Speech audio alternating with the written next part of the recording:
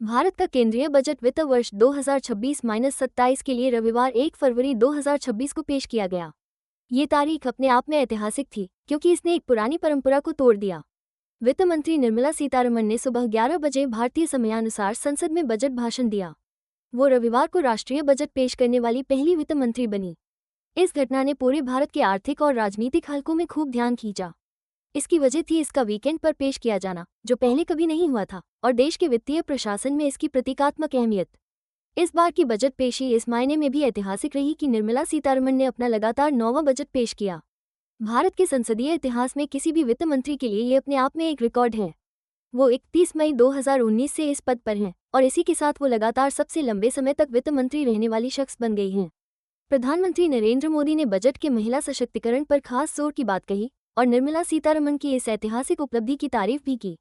केंद्रीय बजट एक बहुत ही अहम आर्थिक घटना होती है जो अगले वित्तीय वर्ष के लिए सरकार के खर्च की योजनाओं, टैक्स से जुड़े प्रस्तावों और नीतिगत प्राथमिकताओं को सामने रखती है। ये अलग अलग सेक्टरों में निवेश के फैसलों और आर्थिक योजना को सीधे तौर पर प्रभावित करती हैं।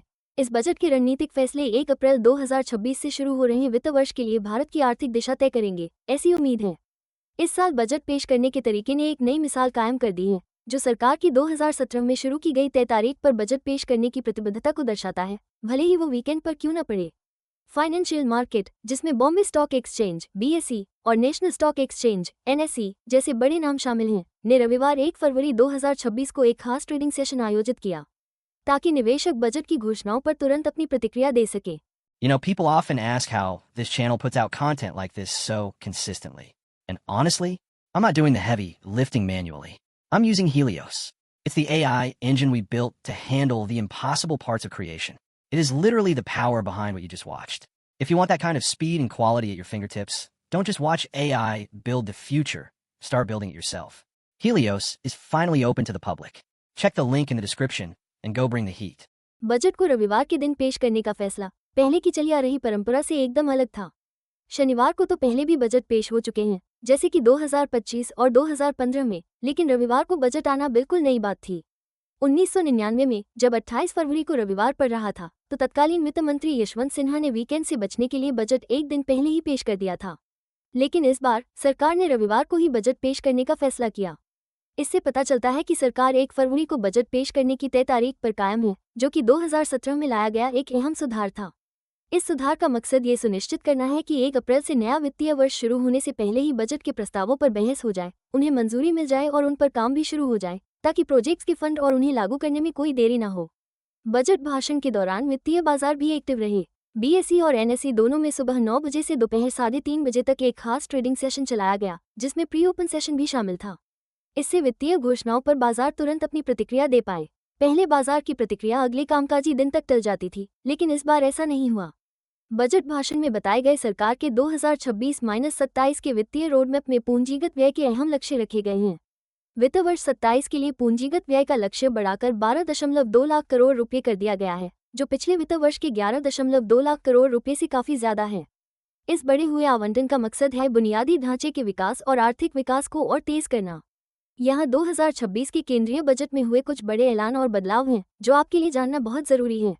2026 के केंद्रीय बजट में कुछ बड़े कानूनी बदलाव पेश किए गए हैं। इनमें सबसे खास है नया आयकर कानून 2025, जो 1 अप्रैल 2026 से लागू हो जाएगा। इस कानून का मकसद भारत के डायरेक्ट टैक्स सिस्टम को आधुनिक बनाना, नियमों का पालन आसान करना और कानूनी झंझटों को कम करना है। इसे 21 अगस्त 2025 को मंजूरी मिल गई थी, जिससे लोगों और कारोबारियों को इस नए सिस्टम के लिए तैयारी करने के लिए काफी वक्त मिल गया है।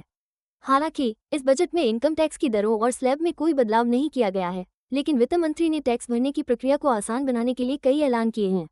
फाइनेंशियल मार्केट पर असर डालने वाला एक बड़ा बदलाव ये है कि फ्यूचर्स एंड ऑप्शंस (F&O) के ट्रांजैक्शन पर लगने वाला सिक्योरिटीज ट्रांजैक्शन टैक्स (STT) 0.02% से बढ़ाकर 0.05% कर दिया गया है। बजट में वित्तीय वर्ष 2026-27 के लिए राजकोषीय घाटा (फिस्कल डेफिसिट) GDP का 4.3% रहने का अनुमान लगाया गया है, जो मौजूदा वित्तीय वर्ष के अनुमानित 4.4% से थोड़ा कम है। ये दिखाता है कि सरकार राजकोषीय अनुशासन (फिस्कल डिसिप्लिन) को बनाए रखने के लिए लगातार प्रतिबद्ध है।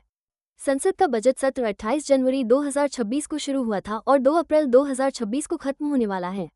इसमें 13 फरवरी से 9 मार्च तक छुट्टी रहेगी, ताकि संसदीय स्थायी समितियां, पार्लियामेंट्री स्टैंडिंग कमिटीज, अलग अलग मंत्रालयों और विभागों की अनुदान मांगों, डिमांड्स फॉर ग्रांट्स की जांच कर सके। इस तय समय सीमा से ये पक्का हो जाता है कि बजट प्रस्तावों की अच्छी तरह से कानूनी समीक्षा हो सके और उन्हें मंजूरी मिल सके। इस बजट में कई अहम सेक्टर्स को कवर किया गया है जो भारत के विकास और उसकी रणनीतिक प्राथमिकताओं को साफ दिखाते हैं। इंफ्रास्ट्रक्चर के मोर्चे पर सरकार ने 7 नए हाई स्पीड रेल कॉरिडोर बनाने का ऐलान किया है। ये कॉरिडोर बड़े शहरों और आर्थिक केंद्रों को आपस में जोड़ेंगे।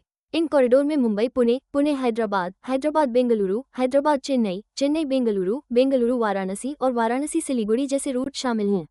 ये भारत के हाई स्पीड रेल विजन के बड़े विस्तार का संकेत है। रक्षा मंत्रालय को भी अच्छा खासा बजट मिला है जो भारत की सुरक्षा जरूरतों के हिसाब से ही है। खेती किसानी के लिए भी मदद जारी रहेगी। बजट में इसके लिए खास आवंटन किया गया है और पीएम किसान जैसी योजनाएं भी किसानों को सहारा देंगी ताकि खेती सेक्टर को और मजबूत किया जा सके। इंडस्ट्रियल पॉलिसी में भी कई नई पहल देखने को मिली हैं, जैसे टेक्सटाइल के लिए नेशनल फाइबर स्कीम, जिसका मकसद है मैन्युफैक्चरिंग को और कॉम्पिटिटिव बनाना। इसके अलावा ओडिशा, केरल, आंध्र प्रदेश और तमिलनाडु जैसे खनिज संपन्न राज्यों को डेडिकेटेड रेयर अर्थ कॉरिडोर बनाने के लिए समर्थन का ऐलान किया गया है। इसका मकसद इस अहम सेक्टर में माइनिंग, प्रोसेसिंग, रिसर्च और मैन्युफैक्चरिंग को बढ़ावा देना है। इलेक्ट्रॉनिक्स कंपोनेंट्स मैन्युफैक्चरिंग स्कीम के लिए तो बजट को बहुत बढ़ा दिया गया है। इसे 40,000 करोड़ रुपए तक पहुंचाया गया है ताकि देश में इलेक्ट्रॉनिक्स और सेमीकंडक्टर बनाने की हमारी क्षमता और मजबूत हो सके। बजट में नए उभरते सेक्टर्स पर भी खास जोर दिया गया है। इसमें मेडिकल टूरिज्म को बढ़ावा देने की पहल और निम्हांस जैसे संस्थानों के जरिए मानसिक स्वास्थ्य सेवाओं के लिए अलग से फंड का ऐलान भी शामिल है। वहीं इसरो को अंतरिक्ष रिसर्च के लिए लगातार मदद मिलती रहेगी। केंद्रीय बजट भारत के उन आर्थिक आयोजनों में से एक है जिस पर सबकी पैनी नजर रहती है। ये सरकार की आर्थिक सोच और उसके भविष्य की दिशा की पूरी तस्वीर पेश करता है। इस बार बजट में महिला सशक्तिकरण पर खास जोर दिया गया, जिसका जिक्र प्रधानमंत्री मोदी ने भी किया। और वित्त मंत्री निर्मला सीतारमण ने लगातार 9वीं बार बजट पेश कर एक रिकॉर्ड भी बनाया, जो सरकार की प्राथमिकताओं और नेतृत्व की स्थिरता को दर्शाता है। रविवार को बजट पेश करके सरकार ने ये साफ कर दिया कि वो चाहती है कि नए वित्तीय वर्ष के साथ ही फंड्स और प्रोजेक्ट्स बिना किसी देरी के शुरू हो जाएं। अगर आगे भी 1 फरवरी की तारीख वीकेंड पर पड़ती है तो ये तरीका भविष्य के बजट प्रस्तुतिकरण के लिए एक नई मिसाल बन सकता है। सरकार का ये रणनीतिक कदम समय पर वित्तीय योजनाओं को लागू करने की उसकी प्रतिबद्धता को और मजबूत करता है। बजट में पूंजीगत खर्च बढ़ाने, घरेलू मैन्युफैक्चरिंग को मजबूत करने, टेक्नोलॉजी और इंफ्रास्ट्रक्चर डेवलपमेंट को बढ़ावा देने और वित्तीय अनुशासन बनाए रखने पर खास जोर दिया गया है। ये सभी मुख्य बातें हैं जो आर्थिक विकास की रफ्तार को बनाए रखने में मदद करेगी। हाई स्पीड रेल नेटवर्क से लेकर उभरते उद्योगों को सपोर्ट और सामाजिक कल्याण कार्यक्रमों तक जितनी भी योजनाएं बनाई गई हैं, उनका साझा मकसद भारत की आर्थिक तरक्की को रफ्तार देना और देश की जनता की अलग अलग जरूरतों को पूरा करना है। चूंकि बजट 17 अप्रैल की शुरुआत में खत्म हो रहा है, तो इससे कानून बनाने की प्रक्रियाओं के लिए पर्याप्त समय मिलेगा। ये सुनिश्चित करेगा कि इन सभी महत्वपूर्ण वित्तीय और नीतिगत फैसलों को सुचारू रूप से लागू किया जा सके। I hope you got some value out of this video. And if you're sitting there thinking you want to build something like this yourself, you don't have to start from scratch. I built Helios to give creators an unfair advantage. It takes the heavy lifting out of the process so you can focus on the ideas. It's exactly what I use, and now it's available for you too. The link is in the description. Don't just watch the future. Go build it with Helios. I'll see you in the next one.